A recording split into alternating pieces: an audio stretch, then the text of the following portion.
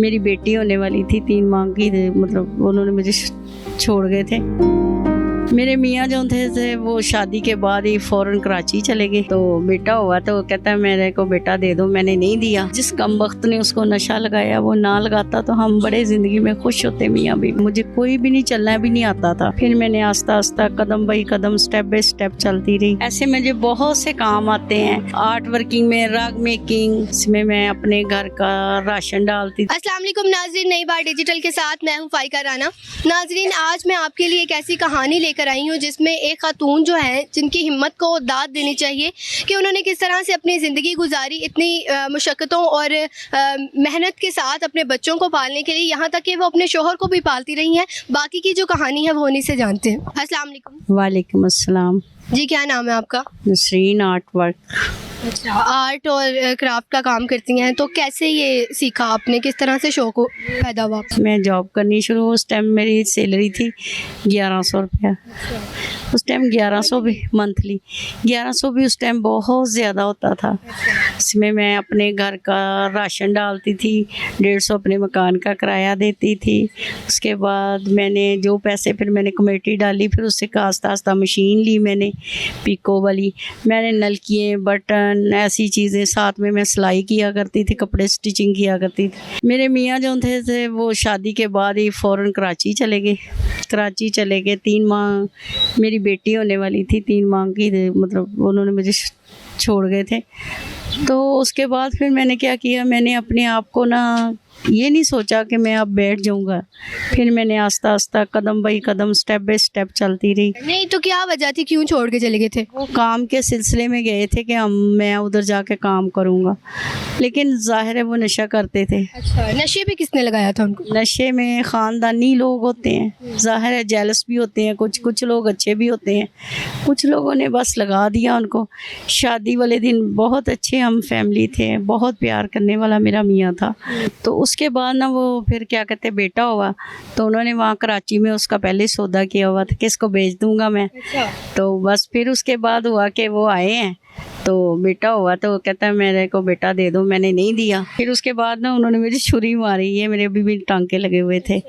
उसके बाद हुआ कि मैंने ना फिर अपने बच्चे को, अपनी बेटी को मैंने फिर अपनी अम्मी के घर छोड़ दिया। फिर मेरी मैडम ने कहा बेटा देखो मेरी बात सुनो, इसमें शर्म वाली कोई बात नहीं है, मेहनत करना हक है औरत का। तो बेटा देखो हम भी तो औरतें हैं ना। मैं बड़ी चादर लिया करती थी, पर्दे की बड़ी पाबंद होती थी। तो फिर उसके बाद जब मैं बाहर निकली तो पहले तो मुझे बड़ा अपना आप नंगा नंगा लगा कि मैं क्या करूं।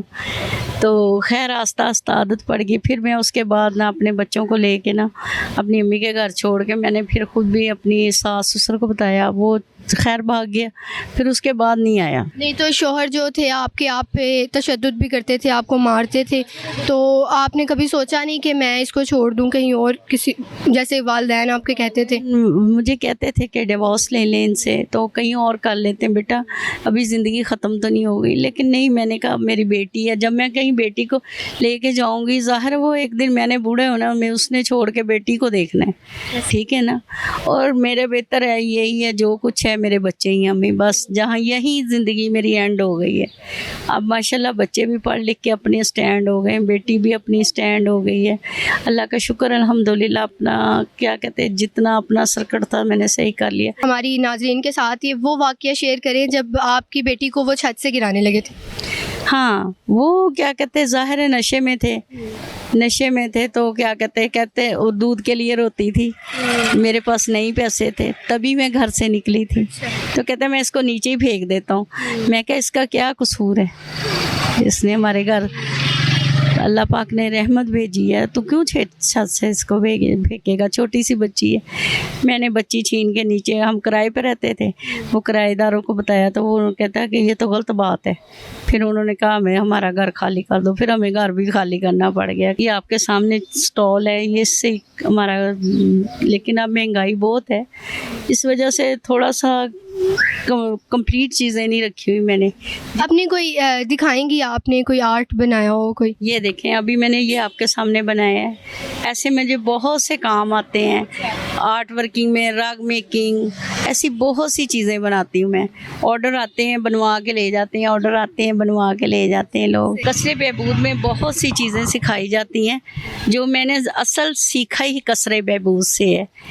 ये टीचरों का एहसान समझ लें, कसरे बहबूद का एहसान समझ लें, मुझ पे जगह दी हुई है, बैठे हुए, अल्लाह पाक उनको और ज़्यादा दे, मेरी ये दुआएं हैं उनके साथ। जगह का रेंट तो नहीं लेते वो? नहीं बेटा, रेंट नहीं लेते हम, ऐसे कहें गलत बयानी करें नहीं, कभी उन्होंने कुछ नहीं कहा मुझे। जब आपको वो जो मारते थे, आपके निशान भी जिस्म पर हैं?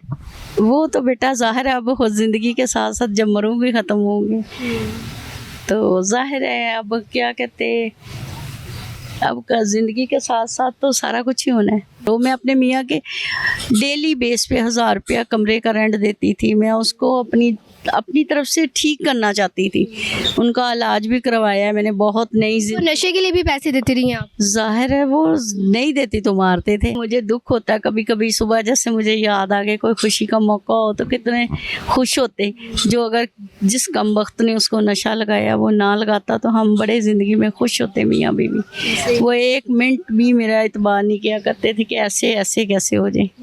मोहब्बत करती थी आप? मैं भी करती थी, वो भी मुझे बहुत करते थे। अल्लाह का शुक्र है, अल्हम्दुलिल्लाह, लोगों ने बहुत बहुत उल्टे सीधे मशवरे दिए, लेकिन मैं अपनी नाकिस सीध पे चलती रही हूँ।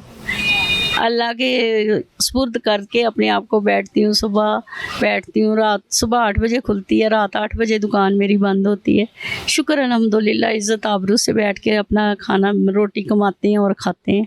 तो जी नाज़रीन, आज हमने आपके साथ शेयर की एक बाहिम्मत खातून की कहानी, जिन्होंने बहुत ज़िंदगी में स्ट्रगल की, अपनी शौहर की जो है वो मारे भी बर्दाश्त की, सिर्फ अपने बच्चों के लिए कि वो उनको पाल सके, और आज जो है वो ये काम कर रही हैं आर्ट एंड क्राफ्ट का।